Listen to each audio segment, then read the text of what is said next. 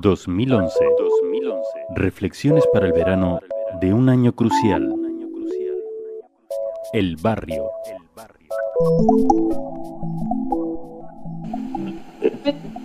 Crisis económica que Ciudadanos perciben el desempleo, la crisis económica y intentan minimizar los efectos de la crisis. Cree que la crisis económica de España es grave. El 38% ha crecido con la crisis económica. Crisis económica. Crisis económica, dos palabras que desde hace algo más de 3 años no dejan de resonar en todos los medios. Hoy en El Barrio abordaremos la crisis, sus orígenes y sus consecuencias, y lo haremos en el contexto de la primera entrega de una serie de reportajes a la que hemos titulado igual que este año trascendental, 2011. La crisis es responsabilidad de los bancos y de todos los agentes financieros que participaron en la burbuja inmobiliaria estadounidense basada en la subprime, en aquellas hipotecas basura. Se hicieron grandes beneficios durante muchos años y cuando aquello estalló, pues se extendió por todo el mundo y llevó a la crisis económica en los diferentes países. Los mismos responsables que habían generado la crisis estaban reivindicando a los gobiernos que les salvaran y les pagaran más dinero y además hicieran planes de ajuste, reformas estructurales que les beneficiaban a ellos en perjuicio de los trabajadores que al fin y al cabo no habían tenido ninguna responsabilidad. Mi nombre es Alberto Garzón, soy economista, soy máster en Economía Internacional y Desarrollo por la Universidad Complutense y soy miembro del Consejo Científico de Ataque España. Y los gobiernos acudieron a rescatar a los bancos con el dinero del pueblo.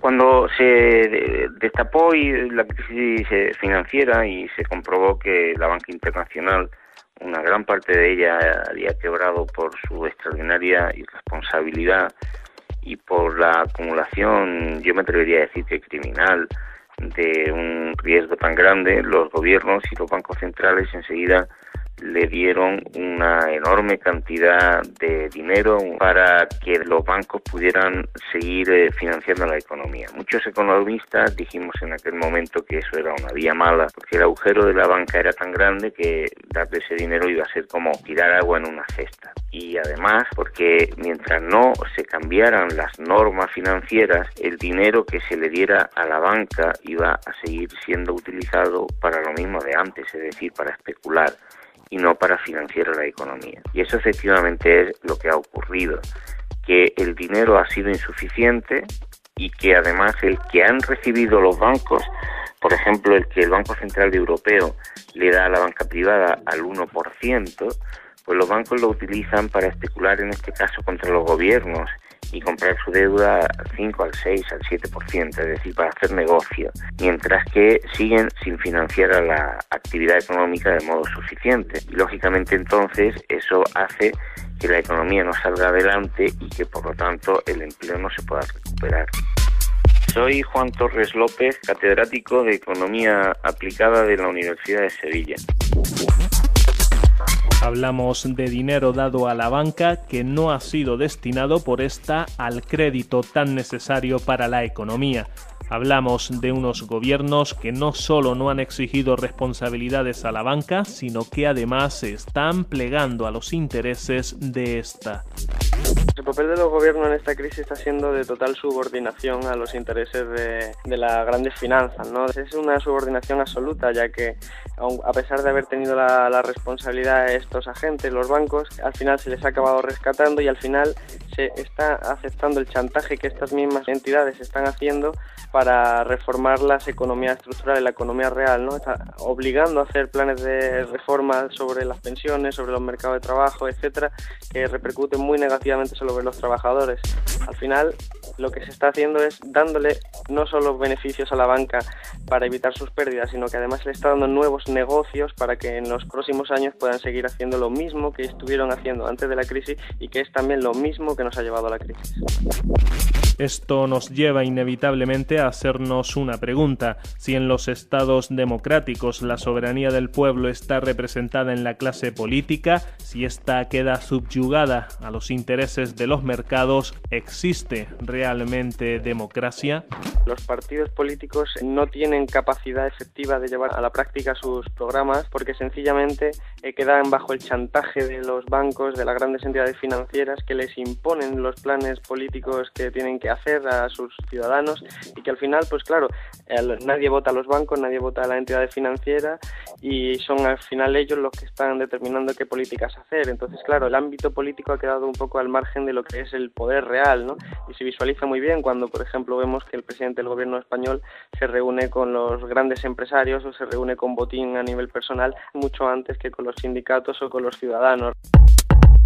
Uno de los grandes problemas de la crisis está siendo el desempleo. Para muchos hay una estrecha relación entre la precariedad laboral y las cifras del paro.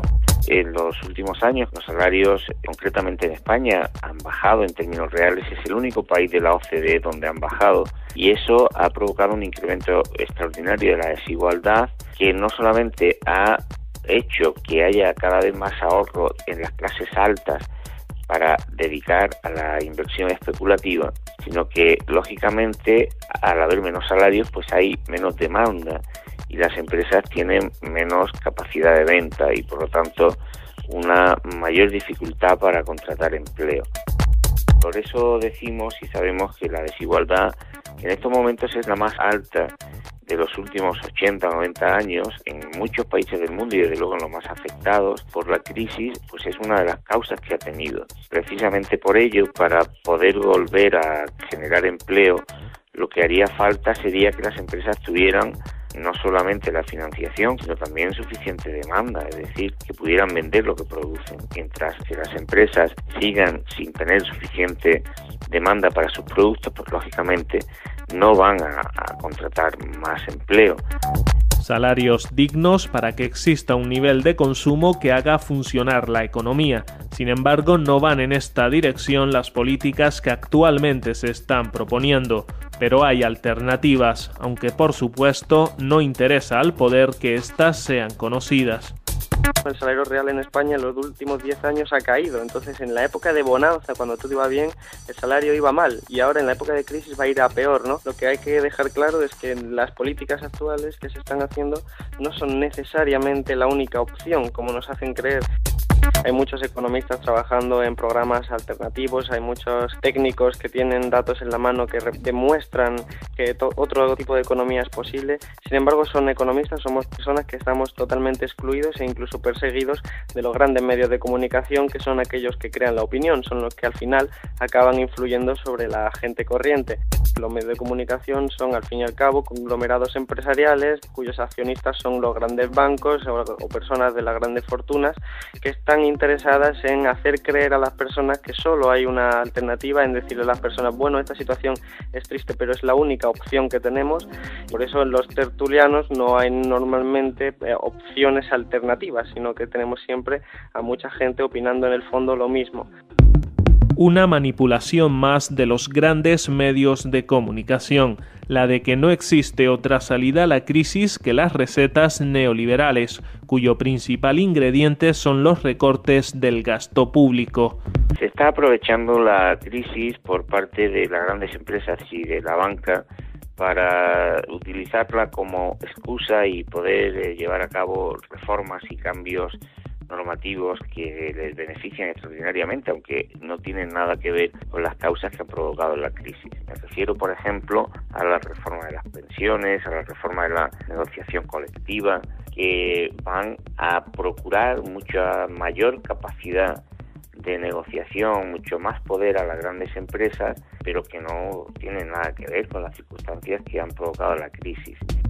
Además, son reformas como la reforma laboral o como la disminución de salarios que está propugnando el Pacto del Euro, que van a disminuir la demanda en la economía, que van a disminuir el gasto y que por lo tanto van a perjudicar mucho a las pequeñas y medianas empresas. ¿Por qué piden esto las empresas grandes? Pues muy fácil, porque ellas tienen otros mercados fuera de España en donde pueden obtener ventas. Sin embargo, la pequeña y mediana empresa vive normalmente del gasto que se realiza en el interior del país.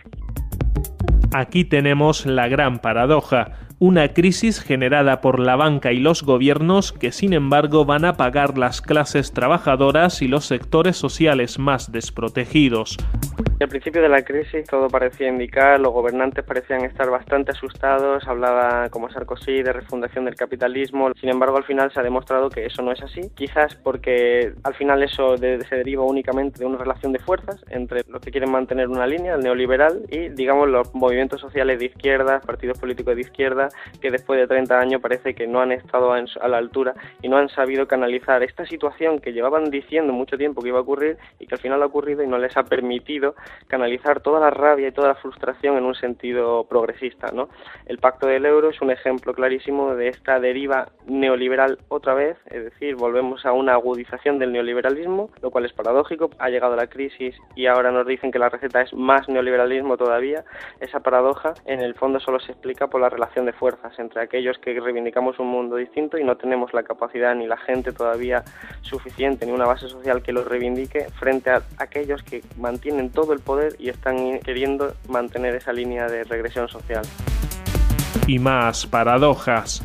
En el fondo, la economía debería estar al servicio de la sociedad debería imponer cómo quiere vivir y la economía debería plegarse a esas exigencias. Hoy en día vemos que hay una paradoja enorme. Cada día tenemos más capacidad productiva, tenemos más capacidad de vivir mejor, tenemos mejores tecnologías y sin embargo lo que estamos percibiendo es una regresión social más grande. Nos amplían la edad de jubilación, nos amplían la precariedad, las malas condiciones laborales, los sueldos más miserables, las dificultades de acceder a una vivienda. Eso es paradójico, porque si somos una sociedad que es cada vez capaz de vivir mejor y trabajar y produciendo lo mismo en menos tiempo, en el fondo aquí está ocurriendo algo, es una ecuación que no cuadra. En este tiempo donde se recrudece la situación social y de desigualdad, de pobreza y de exclusión social, encima lo que se hace es recortar y desmantelar todos los sistemas públicos. Y va ganando una vez más la banca, las empresas, y se va convirtiendo los servicios más esenciales en pura mercancía. Soy Coldovi Velasco Vázquez, participo en la Red en Defensa del Sistema Público de Servicios Sociales y en Alternativa Antimilitarista.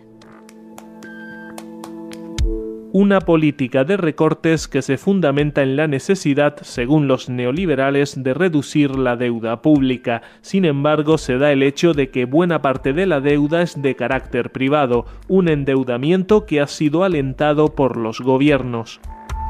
Las propuestas que están haciendo los gobiernos y la Unión Europea en relación con la deuda verdaderamente son muy cínicas. Durante años no han hecho nada para impedir la deuda privada, por el contrario la han alentado y la han alimentado.